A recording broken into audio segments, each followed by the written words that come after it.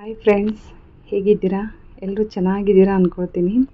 Friends, ನಾನು ಇವತ್ತು ಕೊಬ್ಬರಿ ಚಟ್ನಿ ಮಾಡುವ ವಿಧಾನವನ್ನು ನಿಮ್ಮ ಹತ್ರ ಶೇರ್ ಮಾಡ್ಕೊಳ್ತಿದ್ದೀನಿ. ಕೊಬ್ಬರಿ ಚಟ್ನಿ ನಾವು ದೋಸೆ ಮಾಡುವಾಗ ಮತ್ತು ಇಡ್ಲಿ ವಡೆ ಮಾಡುವಾಗ ಅದರ ಜೊತೆಯಲ್ಲಿ ಕೊಬ್ಬರಿ ಚಟ್ನಿ ಮಾಡ್ತೀವಿ. ಬಟ್ ಇದು ಸ್ವಲ್ಪ ಡಿಫ್ರೆಂಟಾಗಿ ಮಾಡಿದ್ದೇನೆ ನಾನು. ನಮ್ಮ ಉತ್ತರ ಕರ್ನಾಟಕ ಜೋಳದ ರೊಟ್ಟಿ ಜೊತೆ ಈ ಚಟ್ನಿ ಕಾಂಬಿನೇಷನ್ ತುಂಬಾ ಚೆನ್ನಾಗಿರುತ್ತೆ. ಜೋಳದ ರೊಟ್ಟಿ, ಚಪಾತಿ ಮತ್ತು ಪೂರಿ ಜೊತೆ ತಿಂದರೆ ತುಂಬಾ ಟೇಸ್ಟಿಯಾಗಿರುತ್ತೆ. ಫ್ರೆಂಡ್ಸ್, ಈ ಕೊಬ್ಬರಿ ಚಟ್ನಿ ಮಾಡಲು ಬೇಕಾಗಿರುವಂಥ ಸಾಮಗ್ರಿಗಳನ್ನು ನೋಡಿ ಫ್ರೆಂಡ್ಸ್. ನಾನು ಒಂದು ತೆಂಗಿನಕಾಯಿಯನ್ನು ಚೆನ್ನಾಗಿ ಕಟ್ ಮಾಡ್ಕೊಂಡು ಇಟ್ಕೊಂಡಿದ್ದೀನಿ. ಮತ್ತು ಒಂದು ಈರುಳ್ಳಿಯನ್ನು ಕಟ್ ಮಾಡ್ಕೊಂಡು ಇಟ್ಕೊಂಡಿದ್ದೀನಿ.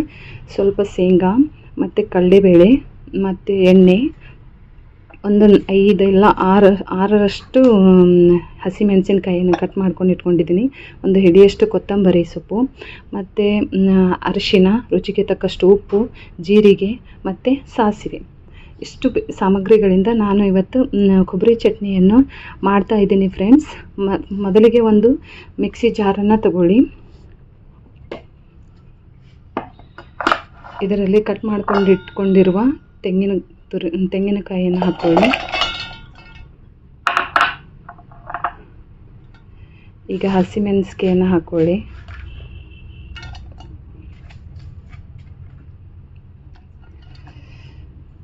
ಕಟ್ ಮಾಡ್ಕೊಂಡು ಇಟ್ಕೊಂಡಿರುವಂಥ ಕೊತ್ತಂಬರಿ ಸೊಪ್ಪನ್ನು ಹಾಕ್ಕೊಳ್ಳಿ. ಫ್ರೆಂಡ್ಸ್, ಸ್ವಲ್ಪ ಪ್ರಮಾಣದಲ್ಲಿ ಜೀರಿಗೆಯನ್ನು ಹಾಕ್ಕೊಳ್ಳಿ. ನಾವು ಸಾಮಾನ್ಯವಾಗಿ ಚಟ್ನಿ ಮಾಡ್ಕೊಳ್ಳುವಾಗ ಚಟ್ನಿಯಲ್ಲಿ ಸ್ವಲ್ಪ ನೀರು ಹಾಕಿ ಮಿಕ್ಸ್ ಮಾಡ್ಕೋತೀವಿ. ಬಟ್ ಇದು ನೀರು ಹಾಕಿ ಮಿಕ್ಸ್ ಮಾಡ್ಕೊಳ್ಬೇಡಿ. ಆ ಚಟ್ನಿ ನಾವು ಯಾವ ರೀತಿ ಫುಲ್ ಗ್ರೇವಿಯಾಗಿ ಮಾಡ್ತೀವಲ್ಲ, ಇದು ಸ್ವಲ್ಪ ತರಿಯಾಗಿ ಮಾಡ್ಕೊಳ್ಳಿ ಫ್ರೆಂಡ್ಸ್. ನೋಡಿ ಫ್ರೆಂಡ್ಸ್, ನಾನು ತೆಂಗಿನಕಾಯಿಯನ್ನು ಮಿಕ್ಸಿಗೆ ಹಾಕ್ಕೊಂಡಿದ್ದೀನಿ. ಈ ಪ್ರಮಾಣದಲ್ಲಿ ನೀವು ಮಿಕ್ಸಿಗೆ ಹಾಕ್ಕೊಳ್ಳಿ. ತುಂಬ ಗ್ರೇವಿಯಾಗಿ ಮಾಡ್ಕೊಳ್ಬೇಡಿ, ಈ ಪ್ರಮಾಣದಲ್ಲಿ ಹಾಕ್ಕೊಳ್ಳಿ ಫ್ರೆಂಡ್ಸ್. ಈಗ ಗ್ಯಾಸನ್ನು ಆನ್ ಮಾಡ್ಕೊಳ್ಳಿ. ಈಗ ಒಂದು ಪಾತ್ರೆಯನ್ನು ಇಟ್ಕೊಳ್ಳಿ. ಸ್ವಲ್ಪ ಎಣ್ಣೆಯನ್ನು ಹಾಕ್ಕೊಳ್ಳಿ. ನಾನು ಅಡುಗೆಗೆ ಸ್ವಲ್ಪ ಜಾಸ್ತಿನೇ ಎಣ್ಣೆ ಹಾಕ್ತೀನಿ. ಗೊತ್ತಿಲ್ಲ, ನನಗೆ ಎಣ್ಣೆ ಹಾಕಿದರೆ ತುಂಬ ಚೆನ್ನಾಗಿ ಅನಿಸುತ್ತೆ. ಹೌದು, ನನ್ನ ಫ್ರೆಂಡ್ಸ್ ಅದೆಲ್ಲ ಹೇಳ್ತಾರೆ, ನಾನು ಯಾವಾಗಾದರೂ ಮನೇಲಿ ಬಂದಲ್ಲಿ ಜಾಸ್ತಿ ಎಣ್ಣೆ ಹಾಕ್ತೀನಲ್ಲ, ಎಷ್ಟಾದರೂ ಹಾಕ್ತೀಯ ಮಾರೈತಿ ಅಂತಾರೆ. ಬಟ್ ನನಗೆ ಎಣ್ಣೆ ಹಾಕದಿದ್ರೆ ಅಡುಗೆ ಚೆನ್ನಾಗಿ ಅನಿಸೋದಿಲ್ಲ. 1 ಟೇಬಲ್ ಸ್ಪೂನ್ ಜೀರಿಗೆ, ಸಾಸಿವೆಯನ್ನು ಹಾಕ್ಕೊಳ್ಳಿ.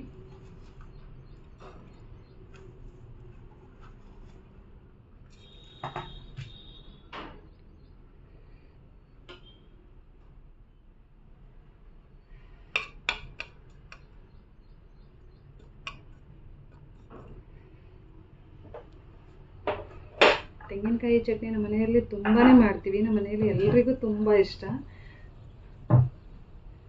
ರೊಟ್ಟಿ ಜೊತೆ, ಚಪಾತಿ ಜೊತೆ ತುಂಬ ಟೇಸ್ಟಿಯಾಗಿರುತ್ತೆ ಫ್ರೆಂಡ್ಸ್.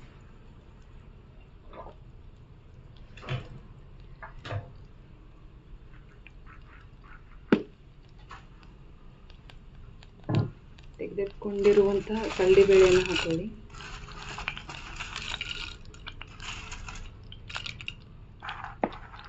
ಶೇಂಗಾವನ್ನು ಹಾಕೊಳ್ಳಿ.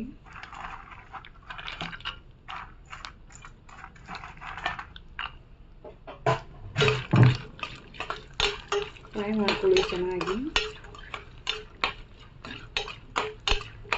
ಬ್ರೌನ್ ಕಲರ್ ಬರುವವರೆಗೂ ಫ್ರೈ ಮಾಡ್ಕೊಳ್ಳಿ ಚೆನ್ನಾಗಿ. ಕಡಲೆಬೇಳೆ, ಶೇಂಗಾ ಚೆನ್ನಾಗಿ ಫ್ರೈ ಆಗಬೇಕು ಫ್ರೆಂಡ್ಸ್. ಇದು ನಮ್ಮಮ್ಮ ಕಲಿಸಿರೋ ರೆಸಿಪಿ. ನಾನು ನಮ್ಮಮ್ಮ ಅಂತ ಫಸ್ಟ್ ಕಲ್ತಿರೋ ರೆಸಿಪಿ. ಅದಕ್ಕಾಗಿ ನಾನು ಯೂಟ್ಯೂಬಲ್ಲಿ ಫಸ್ಟ್ ಅಡುಗೆ ಮಾಡ್ತಿರೋ ಫಸ್ಟ್ ವಿಡಿಯೋ ಅಲ್ಲ, ಅದಕ್ಕೆ ನಮ್ಮಮ್ಮ ಕಲಿಸಿರುವಂಥ ರೆಸಿಪಿನೇ ನಾನು ಮಾಡಬೇಕು ಅಂತ ಇದನ್ನೇ ಆಯ್ಕೆ ಮಾಡಿದ್ದೇನೆ.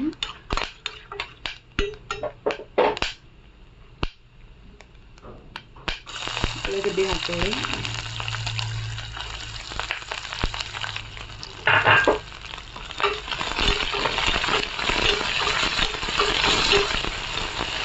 ದಿನಾಲೂ ಪಲ್ಯ ತಿಂದು ತುಂಬ ಬೇಜಾರಾಗುತ್ತೆ ಅಲ್ವಾ. ಮನೆಯಲ್ಲೂ ಅಂತಾರೆ, ಏನು ದಿನಾನು ಅದೇ ಮಾಡ್ತೀರಲ್ಲ ಪಲ್ಯ, ತುಂಬ ಬೇಜಾರಾಗಿದೆ ಅಂದಾಗ ಈ ರೆಸಿಪಿಯನ್ನು ಮಾಡಿ ಫ್ರೆಂಡ್ಸ್, ತುಂಬಾ ಚೆನ್ನಾಗಿರುತ್ತೆ. ತುಂಬ ಅಂದರೆ ತುಂಬಾ ಚೆನ್ನಾಗಿರುತ್ತೆ. ಒಂದು 4 ರಿಂದ 5 ಎಲೆ ಕರಿಬೇವು ಹಾಕ್ಕೊಳ್ಳಿ.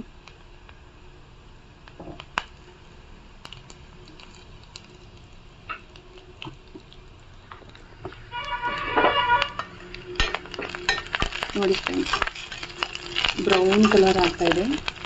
ಬ್ರೌನ್ ಕಲರ್ ಆಗುವವರೆಗೂ ನೀವು ಫ್ರೈ ಮಾಡ್ಕೊಳ್ಳಿ, ಚೆನ್ನಾಗಿ ಟೇಸ್ಟ್ ಬರುತ್ತೆ. ಕಡಲೆ ಬೀಜ ಮತ್ತು ಕಡಲೆಬೇಳೆ. ಈಗ ಅರಿಶಿನ ಹಾಕ್ಕೊಳ್ಳಿ ಫ್ರೆಂಡ್ಸ್.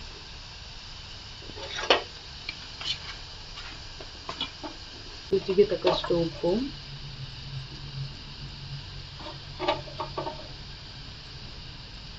ಮಿಕ್ಸಿ ಮಾಡ್ಕೊಳ್ಳುವಾಗ ಹಾಕ್ಕೊಂಡ್ರೂ ಬರುತ್ತೆ, ಇದರಲ್ಲಿ ಹಾಕ್ಕೊಂಡ್ರೂ ಬರುತ್ತೆ. ನೋಡಿ ಫ್ರೆಂಡ್ಸ್, ಚೆನ್ನಾಗಿ ಬರ್ತಿದೆ ಅಲ್ವಾ. ಈಗ ನಾವು ಮಿಕ್ಸಿ ಮಾಡ್ಕೊಂಡಿರುವಂತಹ ತೆಂಗಿನಕಾಯಿ ತುರಿಯನ್ನು ಇದರಲ್ಲಿ ಹಾಕ್ಕೊಳ್ಳಿ.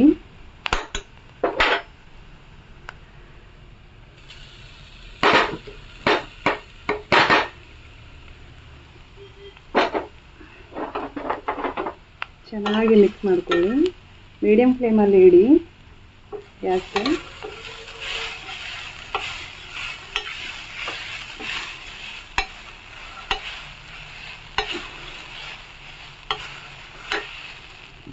ನೋಡಿ ಫ್ರೆಂಡ್ಸ್,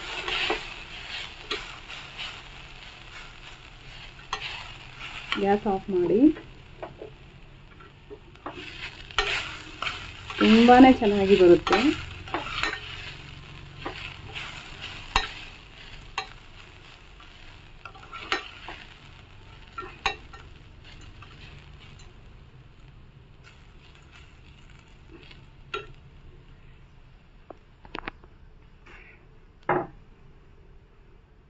ಫ್ರೆಂಡ್ಸ್, ಈ ನನ್ನ ರೆಸಿಪಿ ನಿಮಗೆ ಇಷ್ಟ ಆದರೆ ಲೈಕ್ ಮಾಡಿ, ಶೇರ್ ಮಾಡಿ, ಬೆಲ್ ಬಟನ್ ಕ್ಲಿಕ್ ಮಾಡಿ.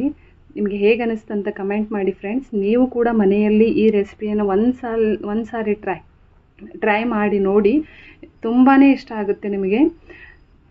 ಜೋಳದ ರೊಟ್ಟಿ ಜೊತೆ ಅಂತೂ ತುಂಬ ಕಾಂಬಿನೇಷನ್ ಎಷ್ಟು ಚೆನ್ನಾಗಿರುತ್ತೆ ಅಂದರೆ ನಮ್ಮ ಮನೆಯಲ್ಲಿ ಎಲ್ಲರೂ ತುಂಬ ಇಷ್ಟಪಡ್ತಾರೆ. ಇದರಲ್ಲಿ ಸ್ವಲ್ಪ ನಿಂಬೆ ರಸ ಹಾಕ್ಕೊಳ್ಬೇಕು, ತುಂಬ ಟೇಸ್ಟಿಯಾಗಿರುತ್ತೆ. ಓಕೆ ಫ್ರೆಂಡ್ಸ್, ಹೇಗೆ ಅನ್ನಿಸ್ತು ನನ್ನ ರೆಸಿಪಿ ಕಮೆಂಟ್ ಮುಖಾಂತರ ತಿಳಿಸಿ. Okay bye. ಮತ್ತೆ ಮುಂದಿನ ಒಂದು ರೆಸಿಪಿಯೊಂದಿಗೆ ನಾನು ನಿಮ್ಮನ್ನು ಭೇಟಿ ಆಗ್ತೀನಿ. Bye friends.